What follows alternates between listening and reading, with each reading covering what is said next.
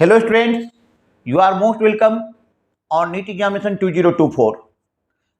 बच्चों, आज हम देखने जा रहे हैं कि थर्मोडायनामिक्स एंड थर्मोकेमिस्ट्री को वन शॉट में रिवाइज कर लें। चलो, तो सबसे पहले इंपॉर्टेंट टॉपिक को शुरू करते हैं। सबसे पहला हमारा टर्म है यहाँ पे वर्क डन।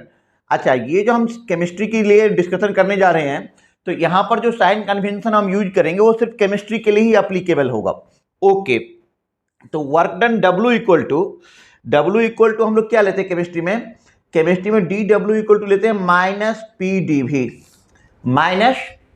वी। ओके, तो जब आप इसको इंटीग्रेट कर दोगे तो डब्ल्यू इक्वल टू आ जाएगा माइनस पी डेल्टा भी, और W equal to minus P V two minus V one, एक पॉइंट हो गया। सेकेंड पॉइंट यदि आप बात करो कि for isothermal reversible expansion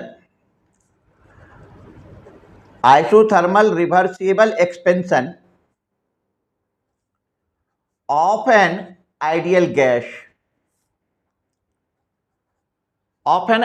gas, इस कंडीशन में जो हम यूज करेंगे बेटा, वो हम यूज करेंगे W equal to -2.303 nRT log V2 upon V1 और W equal to -2.303 nRT log P1 by P2। Okay, इसके बाद जो वर्क डन से रिलेटेड हमारे पास इंपॉर्टेंट पॉइंट आ जाएगा कि फ्री एक्सपेंशन के केस में आप क्या करोगे। फ्री एक्सपेंशन का मतलब हो गया वैक्यूम के केस में। तो free expansion of A gas in vacuum, यदि आप वैक्यूम ले रहे हैं इन वैक्यूम, तो यहां पर आपका पी एक्सटर्नल इक्वल टू हो जाएगा जीरो। इसका मतलब work done equal to zero. Vacuum में कोई भी वर्क डन नहीं हो पाएगा। ओके, अब हम आगे बढ़ते हैं कि फॉर आइसोथर्मल भी हो, फॉर आइसोथर्मल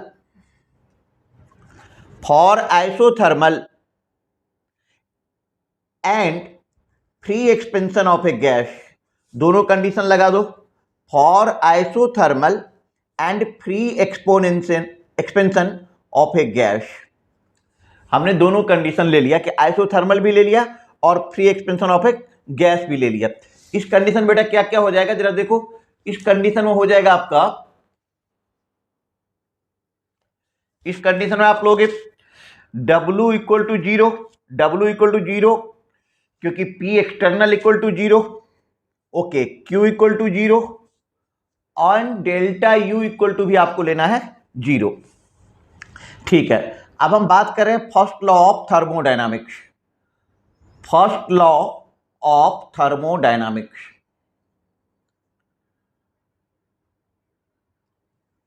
आपको पता है कि ये जो फर्स्ट लॉ ऑफ थर्मोडायनामिक्स है, ये सबसे पहला पॉइंट कि ये बेस्ड है, किस पे बेस्ड है? Principle of conservation of energy, based on principle of conservation of energy,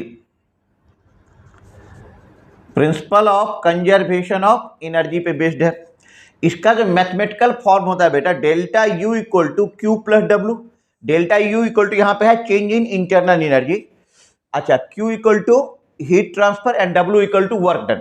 अच्छा, केमिस्ट्री के लिए यहां पे साइन कन्वेंशन लिख देता हूं कि वर्क डन बाय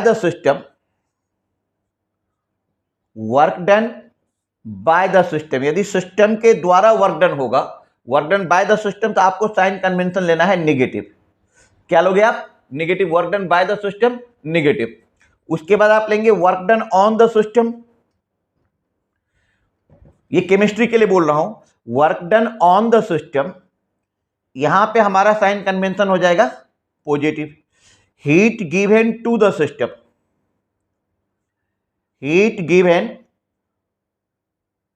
सिस्टम, इसमें बेटा साइन कन्वेंशन आप लोगे positive. Heat released by the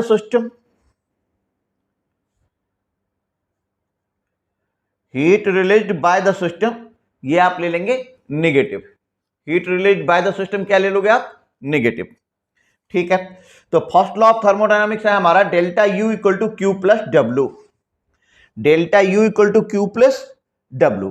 अब फर्स्ट लॉ ऑफ थर्मोडायनामिक्स को जरा हम एक्सप्लेन कर लें, डिफरेंट कंडीशन में इसका एप्लीकेशन क्या बनेगा जो नीट एग्जाम में आपसे पूछा जाएगा। तो सबसे पहले आप यहां पे लिख दो कि delta U equal to Q plus W, delta U equal to Q plus W. अच्छा, ये इसका जब आप एप्लीकेशन लिखेंगे फर्स्ट लॉ का, जो डायरेक्ट क्वेश्चन पूछेगा जिस पे, तो सबसे पहला ले लो आइसोथर्मल प्रोसेस। आइसोथर्मल प्रोसेस, बेटा आइसोथर्मल प्रोसेस का मतलब हो गया कि टेम्परेचर कांस्टेंट, टेम्परेचर कांस्टेंट इसका मतलब हो गया delta U equal to zero, इसका मतलब Q plus W equal to zero. तो क्यू जितना नेगेटिव में होगा डब्ल्यू उतना पॉजिटिव में होगा तो जीरो, या क्यू जितना पॉजिटिव में होगा डब्ल्यू नेगेटिव में होगा तो जीरो। ठीक है, आइसोथर्मल के लिए हो गया। अब आ जाइए आप आइसोबारिक प्रोसेस। आइसोबारिक प्रोसेस में आप क्या करोगे, W equal to minus P delta V, ये हो गया वर्क डन का formula, W equal to minus P delta V, and delta U equal to Q plus W, that means कि delta U equal to Q minus P delta V. It can be written as कि delta U equal to Q minus P V2 minus V1। But ये formula आप तभी apply कर पाओगे जब आपके पास क्या होगा कि इनिशियल और फाइनल वॉल्यूम पता हो। तो when initial and final, when initial and final volume are given, जब आपको इनिशियल और फाइनल वॉल्यूम दिया गया होगा तो आप ये फॉर्मूला आराम से अप्लाई कर सकते हैं कि when initial and final volume are given you can easily apply this formula, when initial and final volume are given. अब सवाल ये उठता है कि when initial and final volume are given, चलो आगे बढ़ा रहा हूं। दिक्कत तब हो जाएगी जब इनिशियल और फाइनल वॉल्यूम नहीं दिया हुआ है। When initial and final, initial and final volume are not given, जब आपको ये वॉल्यूम नहीं दिया गया है, इस कंडीशन में आप क्या करोगे, याद करो ideal gas equation P V equal to क्या होता है, एनआरटी होता है। तो यू कैन राइट सिंपली कि P delta V equal to delta ngRT. Delta ng का मतलब आप लोगों को अच्छे ढंग से पता होगा। डेल्टा एनजी क्या होता है बेटा, क्या होता है डेल्टा एनजी, डेल्टा एनजी होता है number of molecule, number of molecule of product in gaseous state minus number of molecule of reactant, number of molecule of reactant in gaseous state, in gaseous state. Okay, तो इस condition में आप formula लगा दोगे delta U equal to, delta U equal to Q minus delta n g R T, Q minus delta n g R T लगा सकते हो आप, Q minus delta n g R T. ठीक है, ये हो गया आइसोबारिक के लिए। अब आप थर्ड पे आ जाओ। थर्ड पे आपने अभी तक देख लिया आइसोथर्मल, आइसोबारिक। अब आ जाओ आइसोकोरिक प्रोसेस। आइसोकोरिक प्रोसेस का क्या मतलब हो गया कि जिसमें वॉल्यूम क्या हो, कांस्टेंट, वॉल्यूम कांस्टेंट हो तो delta U equal to Q plus W, volume constant है तो डब्ल्यू क्या आ जाएगा, जीरो। इस कंडीशन में डेल्टा यू इक्वल टू क्या लिखोगे, भी क्यू, और इसके नीचे में भी लगा दोगे। इसका मतलब हो गया कि at constant value, eight constant volume.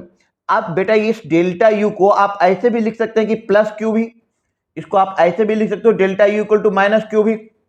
ठीक है, अब देखो अगले संडे को ही एग्जाम है, अब ज्यादा स्लो भी नहीं चल सकते।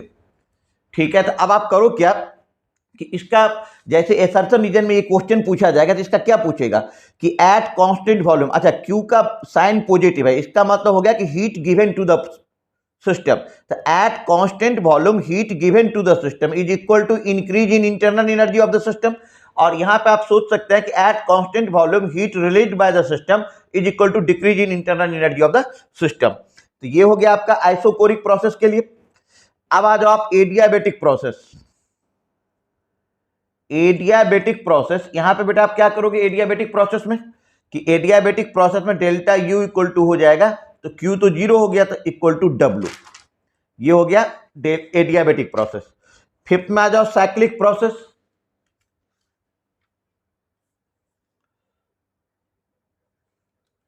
साइक्लिक प्रोसेस, साइक्लिक प्रोसेस का मतलब क्या, जो इंटरनल एनर्जी है आपका वो क्या है, स्टेट फंक्शन है, तो डेल्टा यू इक्वल टू क्या हो जाएगा, zero, that means Q plus W equal to zero. तो इस तरीके से आपने फर्स्ट लॉ पूरा देख लिया। चलो आगे बढ़ो, टाइम कम है बेटा। अब आ जाओ आप, अब हम चर्चा करने जा रहे हैं कि इंथैल्पी, इंथैल्पी के बारे में आप क्या क्या जानते हो। इंथैल्पी एच होता है, रफली यदि डिफाइन करोगे तो H equal to U plus P V, या delta H equal to delta U plus P delta V. अच्छा, यहां पे देखो कि इंथैल्पी क्या है, कि एक्सटेंसिव प्रॉपर्टी है। क्या है बेटा, एक्सटेंसिव प्रॉपर्टी है, आपको पता ही होगा। स्टेट फंक्शन है, स्टेट फंक्शन है, इसका मतलब पोजीशन पे डिपेंड करता है, पाथ पे डिपेंड नहीं करता है। अच्छा तो जब हम इसको डिराइव कर देंगे तो डिराइव करके रिजल्ट आ जाएगा delta H equal to delta U plus delta n g R T, delta n g R T. ठीक है, आपने इंथैल्पी कर लिया, delta n g R T. उसके बाद आ जाओ आप एक्सटेंसिव प्रॉपर्टी। एक्सटेंसिव प्रॉपर्टी, दूसरी तरफ लिख लो आप इंटेंसिव प्रॉपर्टी। पता है कि एक्सटेंसिव प्रॉपर्टी क्या होता है, मास डिपेंडेंट। इंटेंसिव प्रॉपर्टी क्या होता है, मास इंडिपेंडेंट। तो आपको नीट एग्जाम में पूछेगा क्या, कि एग्जाम्पल पूछेगा, तो एक्सटेंसिव प्रॉपर्टी का एग्जाम्पल होता है मास, एक्सटेंसिव प्रॉपर्टी का एग्जाम्पल होता है volume, internal energy, enthalpy, entropy और heat capacity.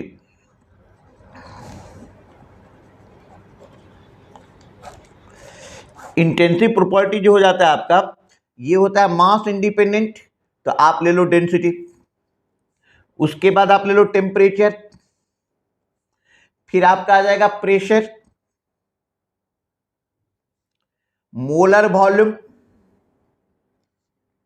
Molar volume, molar volume के बाद आ जाइए आप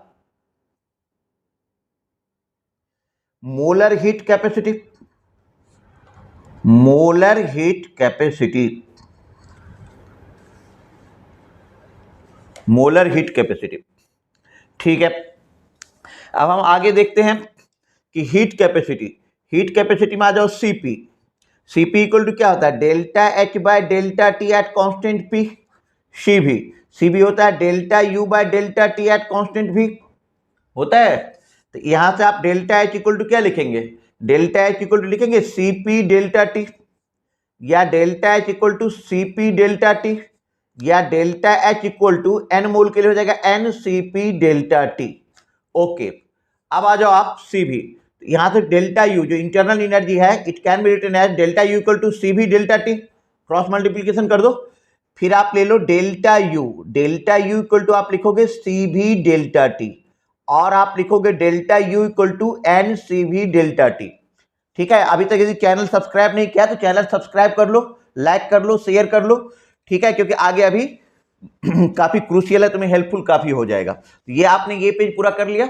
ओके, ठीक है, चलो आगे बढ़ते हैं बेटा। आप लोगों ने पढ़ा ही होगा कि CP minus CV equal to क्या होता है, बोलो। CP minus CV, CP minus CV equal to होता है R. CP minus CV equal to होता है R, and gamma equal to क्या होता है 1 प्लस 2 बाय एफ। एफ क्या है, degree of freedom. F equal to है आपका डिग्री ऑफ फ्रीडम। एफ का वैल्यू 3, एफ का वैल्यू 5, एफ का वैल्यू 6, एफ का वैल्यू 7। 3 लोगे कब, मोनो एटॉमिक गैस के लिए, मोनो एटॉमिक के लिए कितना ले लोगे 3। 5 कब लोगे आप, डाई एटॉमिक। 6 कब लेंगे, ट्राई एटॉमिक लीनियर। और 7 कब लेंगे, triatomic non linear, triatomic non linear, ठीक है, नॉन लीनियर। ओके ठीक है, अब आ जाओ इंथैल्पी से रिलेटेड कुछ बात और बता देता हूं कि जब आपसे क्वेश्चन, बच्चे इसमें काफी कंफ्यूज रहते हैं, फॉर्मूला लगाते हैं इसमें इंथैल्पी का। जब आपको पूछेगा कि इंथैल्पी ऑफ रिएक्शन लिखो, इंथैल्पी ऑफ रिएक्शन लिखो, तो आप लिखोगे summation of enthalpy of product minus summation of enthalpy of reactant, ठीक है। लेकिन यदि आपसे पूछा जाए इंथैल्पी ऑफ फॉर्मेशन लिखो, या सॉरी इंथैल्पी ऑफ रिएक्शन लिखो लेकिन बॉन्ड एनर्जी के टर्म में, तो बेटा जब बॉन्ड एनर्जी लोगे तो ये फॉर्मूला पलट जाएगा, bond energy of reactant, bond energy of reactant अब minus bond energy of product, bond energy of product, ठीक है। अब आ जाओ आप हेस लॉ। हेस लॉ बेटा क्या कह रहा है? हेस लॉ कह रहा है कि वेदर ए फिजिकल और chemical change occurs in one step, देखो ये वन स्टेप में हो रहा है और ये मल्टी स्टेप में हो रहा है, तो वेदर ए फिजिकल और chemical change occurs in one step और more than one step, total enthalpy change must be constant. तो ए से बी जा रहा है तो इंथैल्पी चेंज कितना, डेल्टा एच, ए से C delta H one, C से D delta H two, D से B delta H three, delta H three. तो अकॉर्डिंग टू हेस लॉ किसी भी रास्ते से जाओ, चाहे तो वन स्टेप से जाओ या मल्टी स्टेप से जाओ, delta H equal to delta H one plus delta H two plus delta H three, delta H three. लिख लो अच्छे से।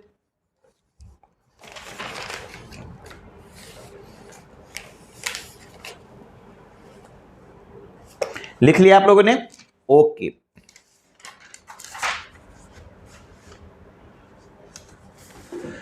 अब बेटा हम बात करते हैं एंट्रोपी का। एंट्रोपी क्या होता है? Degree of disorderness.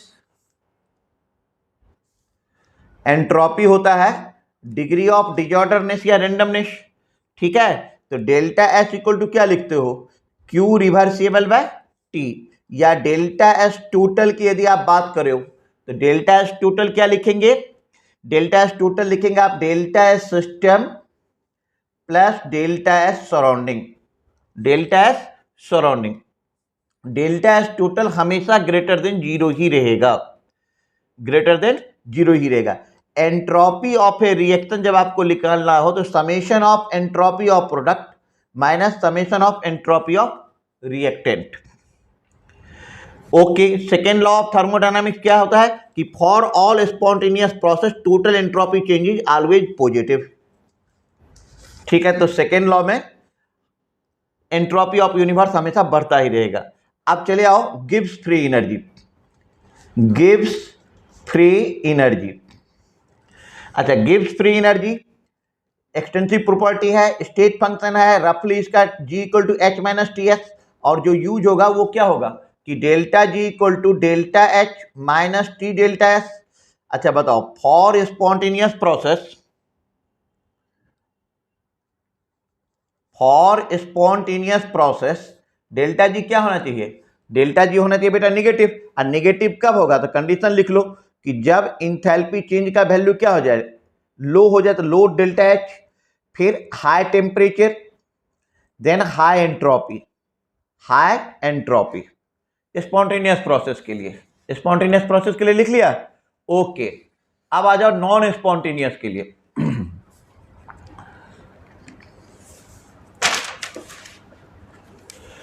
For non spontaneous process,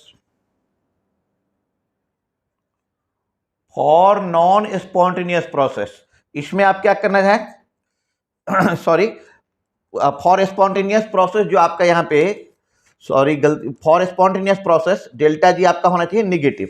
for non spontaneous process, non spontaneous process के लिए डेल्टा जी क्या ले लोगे, पॉजिटिव। पॉजिटिव लाने के लिए क्या होना पड़ेगा, high enthalpy change, low temperature और लो डेल्टा एच, लो डेल्टा एच, याद रखो बेटा, लो डेल्टा एच।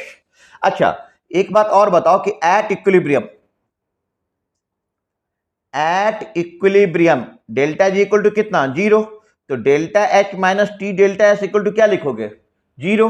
तो यहां से डेल्टा एस इक्वल टू बेटा क्या लिखोगे, delta H by T, delta H by T. एक बात और भी जान लो, एंट्रोपी में जब हम बात करते हैं कि सॉलिड से लिक्विड जा रहा है या लिक्विड से गैस जा रहा है, तो सॉलिड से लिक्विड जाने को क्या बोलते हो, फ्यूजन। क्या बोलते हो, फ्यूजन। और लिक्विड से गैस जाने को हम क्या बोलते हैं, वेपोराइजेशन, वेपोराइजेशन। तो delta S fusion, entropy of fusion कैसे निकालोगे, इंथैल्पी ऑफ फ्यूजन अब बाय, ये जो फ्यूजन होता है ये किस पे होता है, मेल्टिंग पॉइंट पे। फिर delta S vaporisation, delta S vaporisation के लिए बेटा हम क्या करेंगे,